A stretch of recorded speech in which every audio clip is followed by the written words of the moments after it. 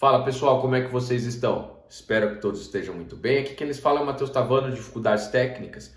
E hoje nós vamos falar sobre o conceito de IAM, mais conhecido como Identity and Access Management, que significa, em português, gerenciamento de identidades e acesso.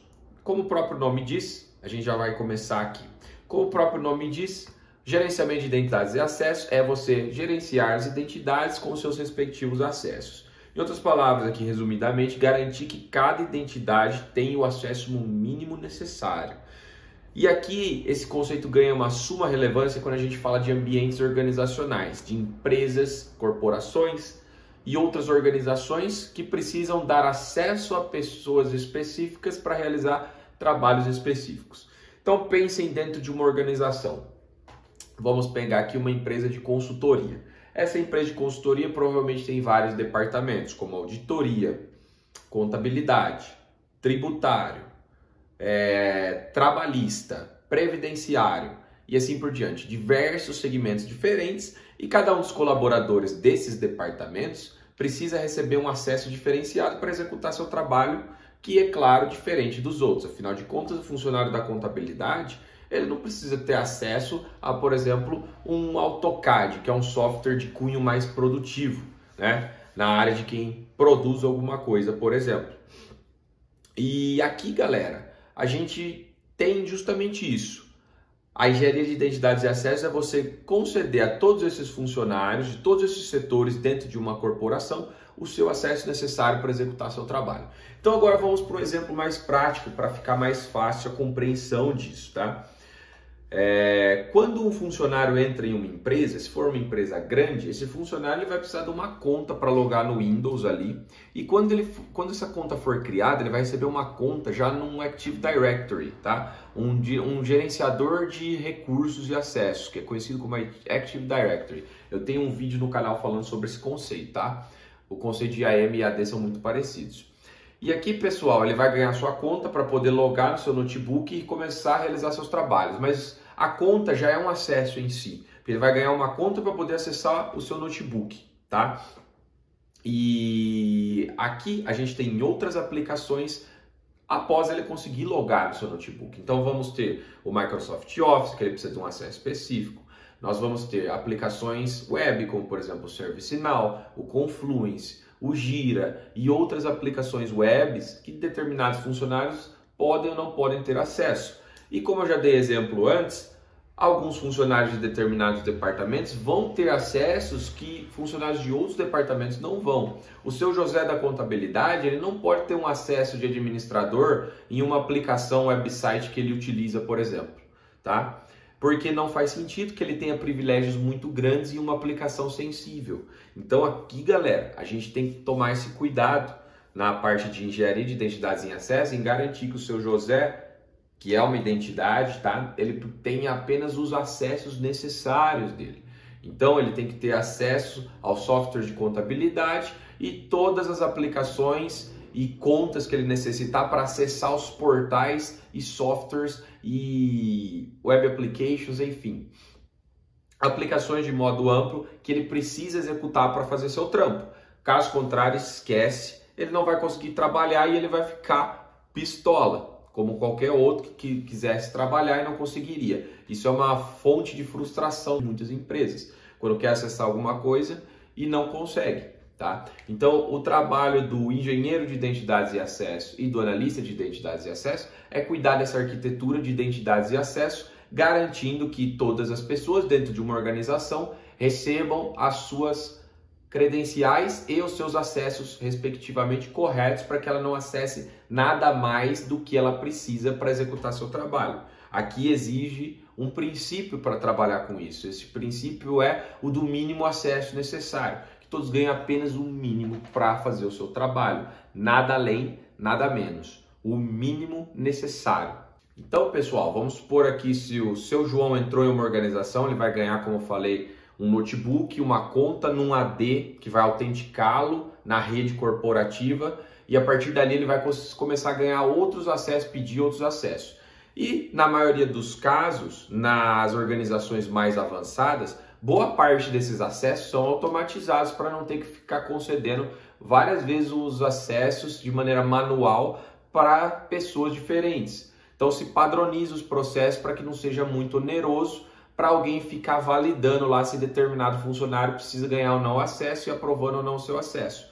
Então nós criamos processos para garantir que as pessoas recebam o mínimo de acesso para que não haja problemas nas aplicações. Tá? Aqui existe um conceito de ciclo de vida das identidades envolvido com o Identity and Access Management.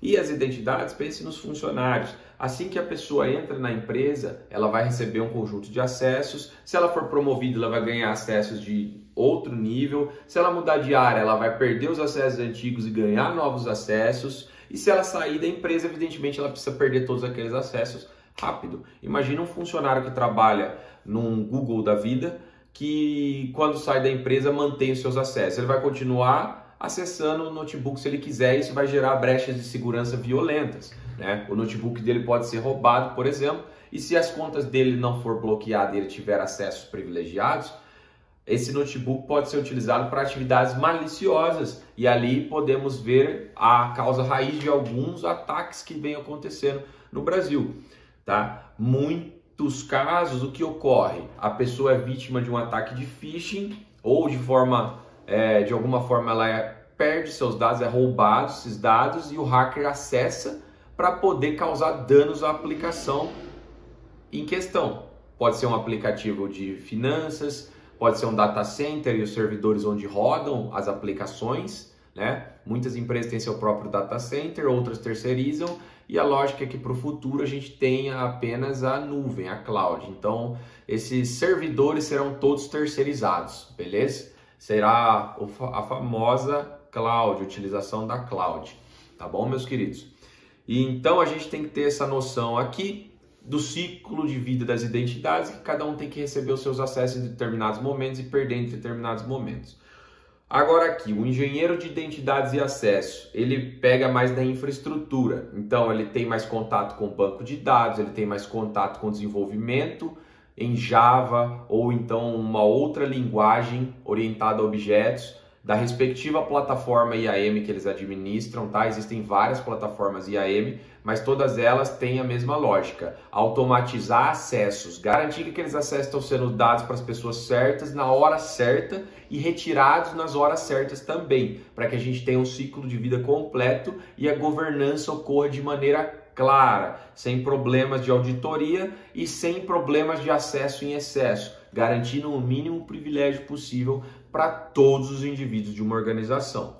Então o engenheiro aqui pega mais no técnico, ele cria as lógicas programáticas, eu diria, ele cria ali na programação a sua lógica para conceder o acesso aos determinados funcionários de acordo com as regras da empresa em questão. Já o analista, ele analisa o circuito de identidades e acesso, como que está ocorrendo, endereça os principais problemas para o engenheiro fazer uma tratativa com o código, mas o analista é tão importante quanto o engenheiro. A gente só tem atribuições diferentes aqui. O analista pode passar a desenvolver algumas políticas, regras de negócio. O analista tem uma pegada mais voltada ao negócio e o engenheiro uma pegada mais técnica para desenvolvimento, se necessário, tá?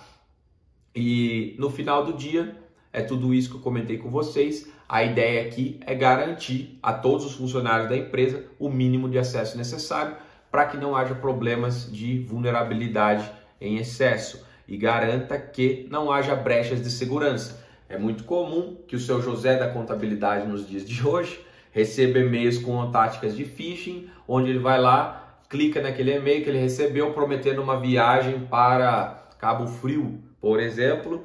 Ele vai lá, clica naquilo, coloca as credenciais dele. Caso a empresa não possua um bloqueador de URLs estranhas através da rede interna dessa empresa, ele pode ir lá e ceder os seus dados para um hacker. Esse hacker vai utilizar daquilo para acessar as aplicações que o seu José tem acesso, e isso pode dar um problema grave. Por exemplo, se falhou o gerenciamento de acesso e o seu José tem mais privilégio do que devia, por exemplo, tendo acesso de administrador em uma aplicação que ele não deveria, caso falhe o gerenciamento de identidades e acesso.